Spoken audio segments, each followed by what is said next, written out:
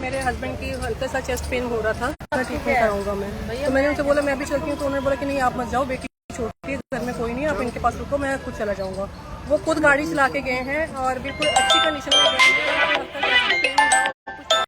तो मुझे फ़ोन करके बोल रहे हैं कि इनके ईसीजी में कुछ प्रॉब्लम आई है, हम इनको आगे मेट्रो घर पे क्या दिक्कत आई थी डॉक्टर साहब को कि इस तरीके से तबीयत खराब हुई? आपको बिना बताए गए हो घर से? नहीं सर, मुझे उठाया उन्होंने, मॉर्निंग में सोते हुए उठाया उन्होंने, मुझे बोला कि आप उठ के दरवाजा बंद कर लो और मैं शंकर हॉस्पिटल में जा रहा हूँ, मेरे को हल्का सा चेस्ट में पेन हो रहा है। अच्छा। तो मैंने बोला कि मैं चलती हूँ, तो उन्होंने मना कर दिया कि नहीं आप मत जाओ, बेटी घर में अकेली है, वो डर जाएगी, मैं खुद चला जाऊँगा। खुद वो कार चला के गए, बिल्कुल अच्छी कंडीशन में थी। जिनको अगर सीवियर पेन होगा वो एक कदम भी नहीं उठा पाएगा सर, उनको हल्का माइनर पेन था। और मैंने भी सोचा कि 2-3 साल से वहाँ पे जॉब कर रहे हैं, एक घर जैसा माहौल हो जाता है, मैंने उनको अकेले अलाउ कर दिया जाने के लिए।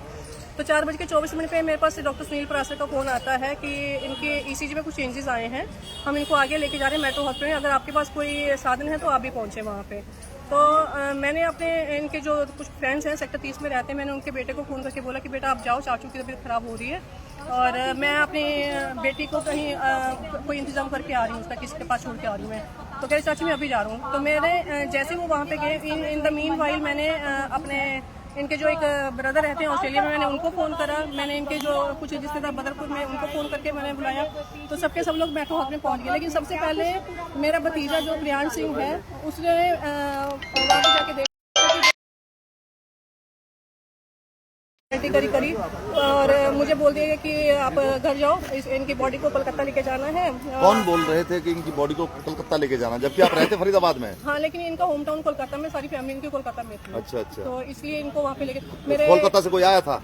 मेरे ससुर 4 महीना पहले से मेरे पास रह रहे थे, लेकिन उस दौरान 1 महीने से मेरे घर में वो नहीं थे, बदरपुर में हमारे रिश्तेदार हैं, उनके पास थे वो जी। तो उसके बाद इन्होंने क्या करा कि मुझे साइड लाइन पे करके इन्होंने जबरदस्ती मेरे हस्बैंड का वो करा दिया, पोस्टमार्टम करा दिया। चलो कोई बात नहीं, इग्नोर कर दिया। उसके बाद इन्होंने क्या करा कि जब मैं अपने घर में गई हूँ तो इन्होंने मेरे फादर इन लॉ को मोहरा बना के ये स्टेटमेंट लिखवा लिया कि सुबह 4 बजे मेरे बेटे की तबीयत खराब हुई और मैं उसको मेट्रो हॉस्पिटल में लेके जा रहा था, रास्ते में उनकी डेथ हो गई, इसमें किसी का कोई कसूर नहीं। जबकि सच्चाई ये है कि मेरे हस्बैंड पौना घंटा शंकर हॉस्पिटल में रहे हैं। शंकर हॉस्पिटल वालों ने खुद अपने लेटर हेड में उनको 4:15 बजे डेथ डिक्लेयर करा, तो वो मेट्रो में क्यों लेके गए, क्या छुपाना? मतलब जो उनकी मौत थी शंकर हॉस्पिटल में हो चुकी थी, उसके बाद में उनको उनकी डेड बॉडी को लेके गए हैं अपने आप को बचाने के लिए, ताकि किसी को ये ना पता चले कि डेथ यहाँ पे हुई है। तो कहीं ना कहीं क्या लगता है आपको, इसमें हॉस्पिटल की कोई लापरवाही है? बिल्कुल पूरी लापरवाही है, इनकी गलतियां हैं, क्योंकि मेरे हस्बैंड कुछ चीजें इनकी जानते थे। मुझे ये है कि उनको अपने आप को बचाने के चक्कर में उन्होंने इंटेंशनली इनके साथ ऐसा कुछ किया है। और मुझे वहाँ के स्टाफ ने ये भी बताया था कि जैसे ये आए हैं, इनको इंजेक्शन लगने के बाद ईसीजी इनका नॉर्मल था, मेरे पास है प्रूफ, वो ईसीजी नॉर्मल था, ईसीजी में कोई प्रॉब्लम नहीं थी इनके। और एक इनको इंजेक्शन लगाया, जिस बंदे ने इनको इंजेक्शन लगाया वो बंदा इनका मतलब बहुत ज़्यादा एंटी था, इनसे बहुत नफरत करता था। मुझे कई बार बोलते थे उसका कि वो लड़का मुझे बड़ा परेशान करता है और टॉर्चर करता रहता है, उसके बहुत सारे पॉइंट्स में सर से डिस्कस करता हूँ, इसलिए मेरे से कुंदक में वो इंजेक्शन उस बंदे ने लगाया जो कि बिल्कुल भी क्वालिफाइड नहीं है जी। वो एक रिसेप्शन पे। तो आपको लगता है मैम को गलत दवाई दी गई है, गलत को इंजेक्शन लगाया गया है इनको? बिल्कुल। तो पोस्टमार्टम हुआ है उनका? पोस्टमार्टम हुआ है, पोस्टमार्टम की रिपोर्ट आई है? रिपोर्ट के लिए अभी बोल रहे हैं कि रिपोर्ट नहीं आई है। मुझे कुछ पेपर दिए गए हैं, कह रहे हैं कि ये पोस्टमार्टम रिपोर्ट, एक तरफ कहते हैं कि रिपोर्ट आई नहीं है। मैंने रेणु भाटिया जी के यहाँ पे कंप्लेन करी थी महिला आयोग में, और वहाँ पे जो मीटिंग हुई है उसमें आयु से पूछा गया कि हाँ भी क्या हुआ इसमें, तो कह रहे कि अभी सर मैम रिपोर्ट आएगी पोस्टमार्टम की, उसके बाद ही हम बताएंगे कि क्या हुआ है, अभी कुछ नहीं कह सकते। इन्होंने 2 अप्रैल को रेणु भाटिया जी से 15 दिन का टाइम लिया कि 15 दिन में हम लोग आपको बता देंगे कि क्या है क्या नहीं है। लेकिन आज 2 अप्रैल से लेके आज जो भी डेट हो रही है आप खुद कैलकुलेट कर लीजिए, कोई भी ना तो पुलिस वाला सुन रहा है, ना ही रेणु भाटिया के यहाँ से कोई मैसेज आया है सेकंड डेट का, और ना ही सीएमओ ने।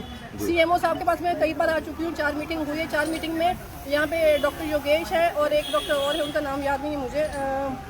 इन्होंने सबने जब मीटिंग हुई थी तो उसमें काफ़ी गलतियां शंकर हॉस्पिटल वाले को निकली है और उन्होंने रिटर्न में लिखवाई भी है। अब मुझे ये डाउट हो रहा है कि जो उन्होंने अपनी गलतियां उनकी हुई थी शंकर हॉस्पिटल में मेरे हस्बैंड के डेथ के रीज़न से, उन्होंने सारे पॉइंट भी मुझे लगता है कि चेंज कर दिए होंगे, तभी मुझे रिपोर्ट नहीं दे रहे। मैंने इनसे बोला कि मुझे वो फाइल दो जो भी डॉक्टर साहब ने डॉक्टर परासर ने रिप्लाई दिए हैं आपको, मुझे वो सारी फाइल चाहिए। तो कह रहे कि अभी फाइल बनी नहीं है, अभी बहुत सारे केस लगे हुए हैं, अभी आपको वेट करना पड़ेगा। मतलब मेरे को अभी भी मैं बीके में हूँ, अभी भी मैं लेने आई हूँ फाइल, तो अभी भी वो मुझे कोई फाइल नहीं देने को जा रहा है। अब आप क्या चाहते हैं इसमें? पुलिस कंप्लेंट हो चुकी है इसमें? नहीं, सबसे पहले मेरी FIR हो शंकर हॉस्पिटल के खिलाफ। अच्छा। क्योंकि इनकी मतलब मेरे हस्बैंड की डेथ जो है शंकर हॉस्पिटल की वजह से ही हुई है। सबसे पहले तो इनकी एफआईआर होनी चाहिए। जो भी गलत स्टेटमेंट इन्होंने मेरे ससुर से लिखवाया है वो ठीक करा जाना चाहिए। प्रशासन से क्या मांग करते हैं? मुझे इंसाफ चाहिए। इंसाफ चाहिए। बिल्कुल मुझे इंसाफ चाहिए। मेरे हस्बैंड की मौत के जो लोग फरीदाबाद में कहाँ पर रहते हैं आप लोग? मैं सेक्टर 30 स्प्रिंगफील्ड में रहती हूँ। ग्रीनफील्ड में रहते हैं। स्प्रिंगफील्ड स्प्रिंगफील्ड में। स्प्रिंगफील्ड अच्छा अच्छा, हाँ जी। चलिए।